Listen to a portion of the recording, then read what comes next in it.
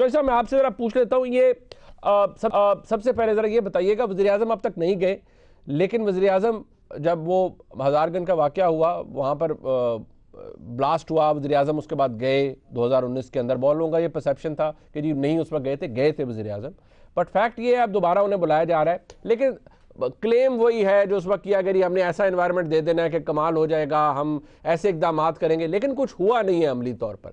तो ज़रा क्विकली मुझे बताइएगा ये क्या इम्प्लीमेंट होना मुश्किल है, किसी भी हुकूमत के लिए इम्प्लीमेंट करना मुश्किल है, क्योंकि जिस तरह के ख़तरात हैं उनको मद्देनज़र रखते हुए, क्योंकि पीपल्स पार्टी के दौर में भी हुआ, आपने गवर्नर रूल वहाँ पर इम्पोज किया, उसके बाद भी ये अनअबेटेड चलता रहा मामला, तो शायद ये ऐसा मामला है जो कि किसी इसका कोई क्विक फिक्स नहीं है, सोल्यूशन नहीं है, फॉल्ट लाइन ऐसे है, प्रॉब्लम ऐसे है। बहुत शुक्रिया मुनीब साहब। पहले तो एक बहुत ही अंदोनाक सानिया है और ये सानियात हो रहे हैं तसलसल के साथ। आपको याद होगा ये काजी फायज ईसा साहब की इंक्वायरी रिपोर्ट है जो इससे पहले वकला का बम धमाके में हलाकत हुई थी। मेरा ख्याल है वो भी बहुत खौफनाक था। तकरीबन सारी सेकंड ईयर लीडरशिप वकला की और second year leadership all the political parties जो थी वो एलिमिनेट हो गई थी। अब मैं एक बच्ची का स्टेटमेंट सुन रहा था यहाँ पे कि उसने कहा हम सिर्फ 6 औरतें हैं एक घर में, हमारे घर में जनाजा उठाने वाला मर्द कोई नहीं बचा। नहीं, इस कदर खौफनाक सूरत हाल है। हमारा जब हुआ था आपको याद होगा तो उनका मुतालबा था कि इस हुकूमत को हटाएं, हमने सस्पेंड कर दिया था उस वक्त उस गवर्नमेंट को, और फिर उसके बाद उस वक्त भी चीफ मिनिस्टर बाहर थे और उन्हें कहा गया था कि वापस पहुंचे। फिर उसके बाद प्राइम मिनिस्टर खुद वज़ीर दाखिला के साथ और आर्मी चीफ को लेकर वहां पे पहुंचे थे। प्राइम मिनिस्टर को वहां पे कहा गया कि आप इस एरिया में ना जाएं, ये बड़ा खतरनाक एरिया है, आप उनको यहाँ पे बुलाकर मुज़ाकरात करें। तो उस वक्त राजा परवेज़ साहब ने कहा कि नहीं मैं जाऊंगा, जो भी हालात हों। बिल्कुल हाँ, क्योंकि रईसानी साहब उस वक्त वज़ीर आला थे, उन्होंने बड़ी इनसेंसिटिव स्टेटमेंट भी दी थी, उन्होंने मेहरबानी की। लेकिन असल सवाल ये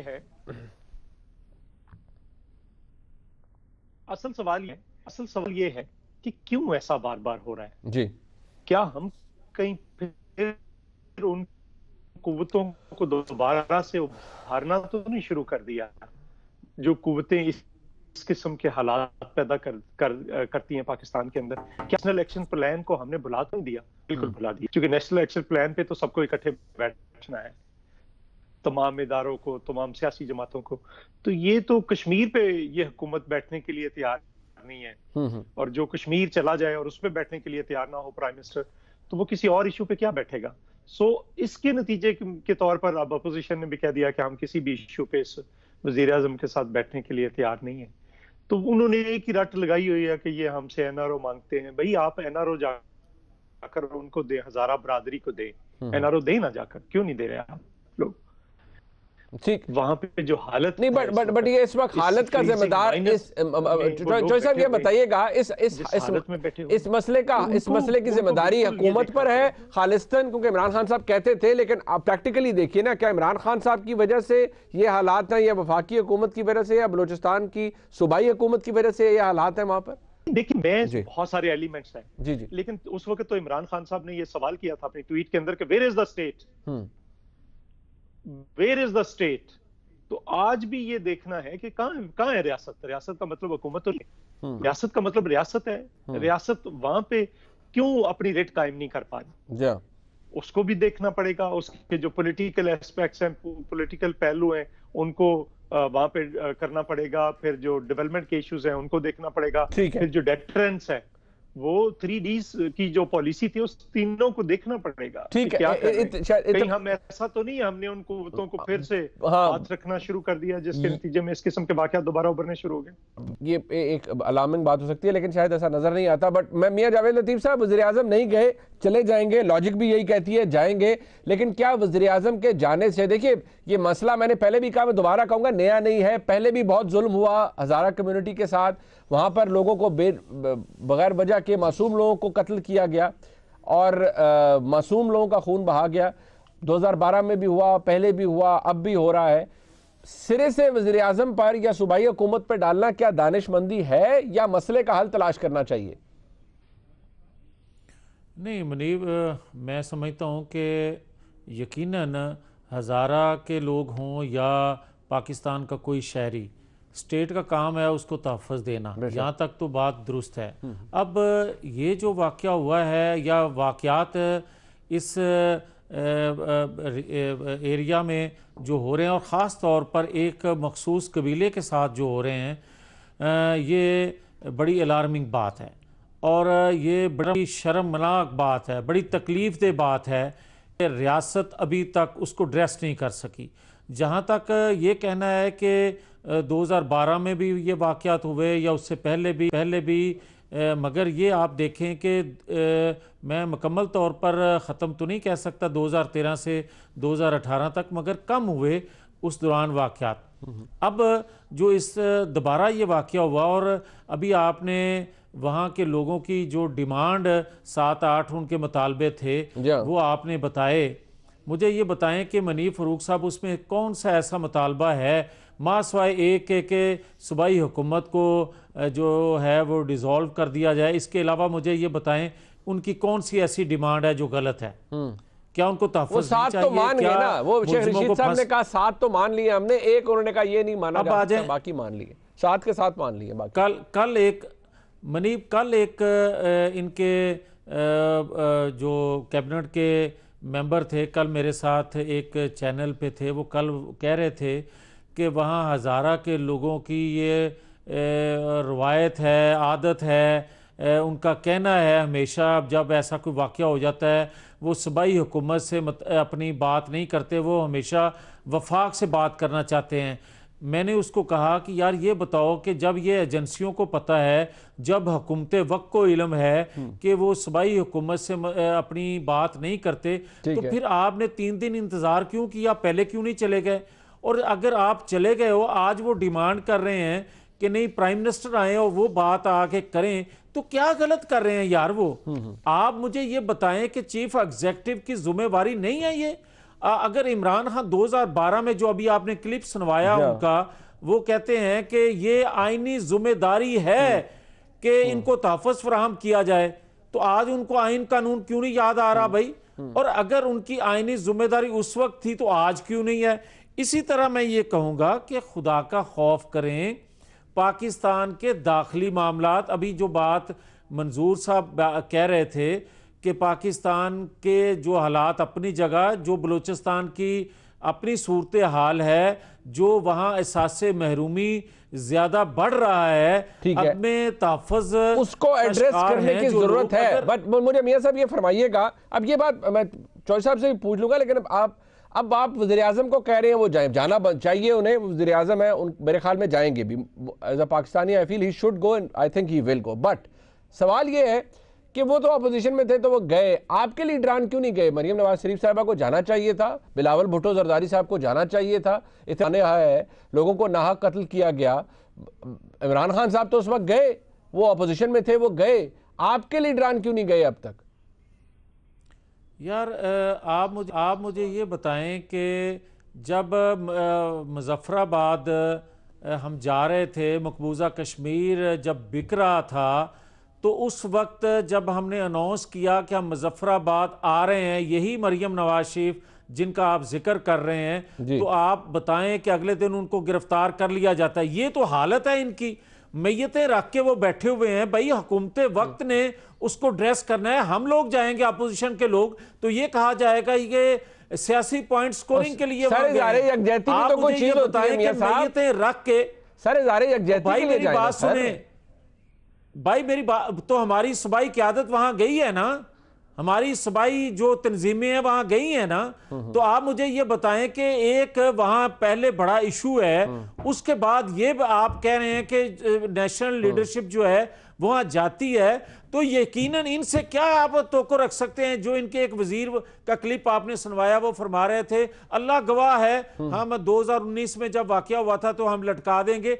आज अल्लाह गवाह है, जो कहने वाले कहाँ हैं? उन्होंने तो राणा सनाउल्लाह को जब मंशियात केस में गिरफ्तार किया तो उस पर भी बार बार कहते थे अल्लाह गवाह है हम ठीक कह रहे हैं, अल्लाह गवाह है हम जो कह रहे हैं कि मैयतें रख के बैठे हुए हैं, जाते क्यों नहीं है भाई वहां? ठीक है, चले, चीफ एग्जीक्यूटिव की जिम्मेवारी नहीं है? बिल्कुल जिम्मेदारी है, लेकिन देखें यहाँ बलोच स्टूडेंट्स ने इस्लामाबाद में धरना दिया, मरियम नवाज शरीफ साहबा गई, वो उनका एहतजाज था, गई। मियां नवाज शरीफ साहब एक दफ़ा मिसिंग पर्सनस का मामला था, मियां नवाज शरीफ साहब गए, इस तरह बिलावल साहब भी मुतअद्दिद जगह पर गए, लेकिन आज वहाँ पर आपने इज़हार यकजहती करना है ना, तो जाना चाहिए। ये गिरफ्तार करें, पकड़ें, अगर उन्हें गिरफ्तार करना है तो वैसे ही किसी को कर लेंगे, अगर किसी केस में करना है तो, लेकिन जाना चाहिए। अपोजिशन का भी उतना ही फर्ज बनता है, इज़हार यकजहती के लिए जाना चाहिए। बट गवर्नमेंट से हुकूमतें, सूबाई तंजीमें गई हैं, नेशनल लीडरशिप भी जाएगी। अच्छा चले, आप कह रहे हैं, मैं आपकी बात मान लेता हूँ। शंदाना गुलजार साहब, सवाल यही है जी, वज़ीर आज़म,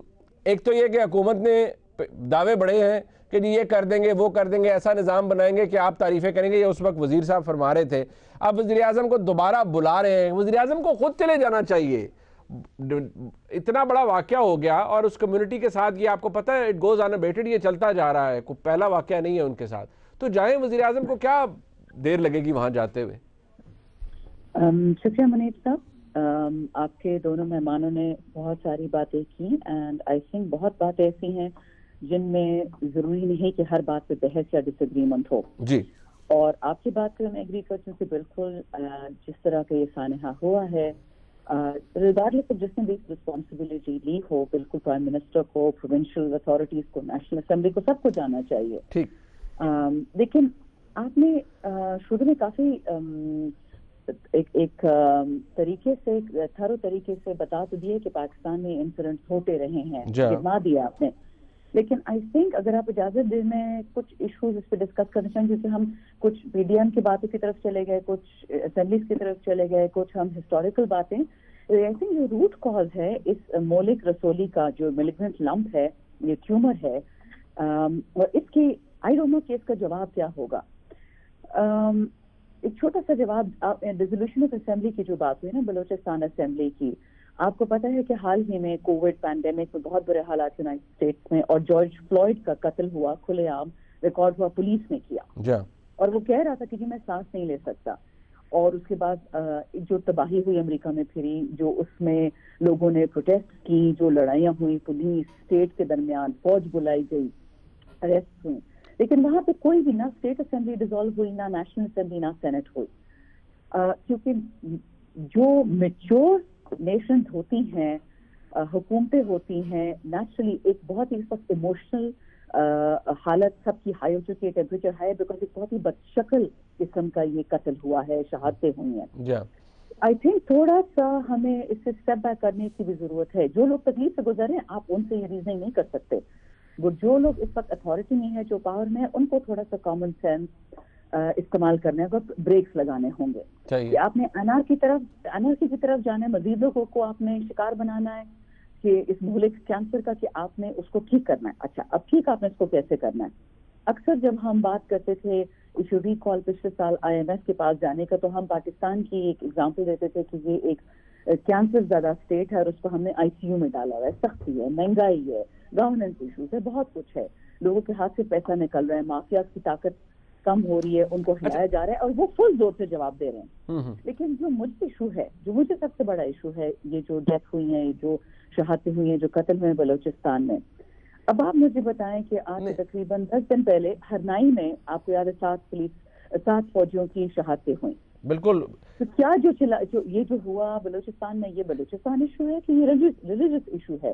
चिलास में इसी तरह बस को रोक के लोगों के गले काटे गए। ये आप ठीक फरमा रही हैं, लेकिन चंदना में भी गुजारिश ये है कि एज अ पॉलिटिकल गवर्नमेंट पूछा जाता है ना, दो चीजें हैं। स्टैंडर्ड वो है जो आपने एक बार सेट कर देते हैं ना, अगर ये आपकी हुकूमत ना होती, यानी वफाक के अंदर, या आपकी सपोर्टेड हुकूमत बलूचिस्तान में ना होती, बलूचिस्तान अवामी पार्टी की, और इस तरह वज़ीर आला 4 दिन तक मुल्क से बाहर होते, जहाँ बलूचिस्तान के अंदर इतना बड़ा क्राइसिस है, I am sure PTI would have said कि गवर्नमेंट फारग हो। और दूसरी बात यह है कि जब आपके अपने वजीर जाके 1 साल डेढ़ पहले कहते नहीं हम जबरदस्त काम कर रहे हैं, ऐसे रिफॉर्म्स ला रहे हैं कि आप तारीफ करेंगे, एग्जैक्टली 1-1.5 साल बाद वही सब कुछ रिपीट होता है, then people will turn around and say कि आपने कुछ नहीं किया, या सूबाई हुकूमत ने कुछ नहीं किया। तब ये हो रहा है। जी, आपकी देखिए दोनों बातें सही हैं, लॉजिक पे आती है, लेकिन मैं जो एक्सप्लेन कर रही थी कि अलाउ मी टू कंप्लीट, आपको जवाब भी मिल जाएगा। जो ये हुआ है जो 11 लोगों को उनको हाथ बांध के उनको हलाल किया गया। That is what is happen, right? It's the ultimate brutality. इससे ज्यादा मुझे नहीं पता कि क्या ब्रूटल हो सकता है। उनको गुनाह सिर्फ ये था कि वो अहले तशी हैं, राइट? अच्छा, तो मैंने हरनाई की भी बात की। हरनाई में तो कोई रिलीजियस बात नहीं थी, वो बलोचिस्तान की बात थी। जब चिलास में होता है लोगों को बस से उतार के, तो वो भी शिया इशू था, अहले तशी थे, तो उनके गले काटे कैसे आईडी कार्ड देख देके उनको हलाल किया गया था। लेकिन जो मशाल खान था मर्दान में, आज से कुछ साल पहले जब उसके स्टूडेंट्स ने जंपे मार मार के मेरे ही सूबे में जो केपीके की हुकूमत थी उसको मारा था, तो उसका तो कोई अहले तशरीफ से काम नहीं था। इसी तरह जब कोहिस्तान में आज से तकरीबन 10 साल इस बात हो गए हैं कि 3-4 लड़कियों को उनके चाचा और वालिद ने जिंदा दफन कर दिया कि भाई के साथ शादी पे रक्स किया था, तो उसमें तो कोई ऐसी बात नहीं थी अहले तशरीह की। इसी तरह पुलिस ब्रुटैलिटी, अगर आप रावनवार की बात करें, मॉडल टाउन की करें, और बच्चा जो इस्लामाबाद के अंदर जो अभी हुआ है उसकी बात करें, सानिया साहिवाल की बात करें, वही बता रही हूँ ना, जो इस्लामाबाद में बच्चा शहीद किया है 37। अच्छा, फिर अगर आप सिक्योरिटी इशू को देखें, मलाला यूसुफजई में कोई रिलीजियस इशू नहीं था, सलमान तासवीर को किल करने में बिल्कुल रिलीजियस इशू था। और ह्यूमन राइट्स अगर आप देखें, डॉक्टर शाहजहा के जो रेप हुआ था बलूचिस्तान में, अब ये सारी कहानियां मैंने आपको क्यों सुनाई? This is a successive failure of the state to contain different kinds of extremism, और इसमें कोई ऐसी मुश्किल बात नहीं नजर आती। वही लोग जो पहले तालिबान बनते थे अब वो IS बन गए हैं, ठीक है? अब तालिबान अपने आप को कोई और नाम दे देंगे। What I'm telling you, इसके 40 साल इस मुल्क में हमने खुली आजादी दी है कि चाहे वो क्रिश्चियन हो, वो हिंदू हो, वो अहले तशरीह हो, वो देवबंदी हो, जो पसंद नहीं है उसका गला काट। बिल्कुल ठीक है, ये अनफॉर्चुनेट है। इस गवर्नमेंट की इस गवर्नमेंट की फेलियर्स है ना, उसको नेक्स्ट क्वेश्चन ले लेते, लेकिन काइंड इसको कॉन्टेक्स्ट ऑफ सेट। नहीं बिल्कुल ठीक है। मैंने तो रेज ही ये बात की थी कि ठीक है, इसको सारा एक हुकूमत के सिरे खाते में डाल देना, लेकिन क्योंकि हुकूमत ने बार स्टैंडर्ड खुद रेज किया है और जब क्लेम्स किए जाते हैं तो फिर लोग हुकूमत से पूछते हैं।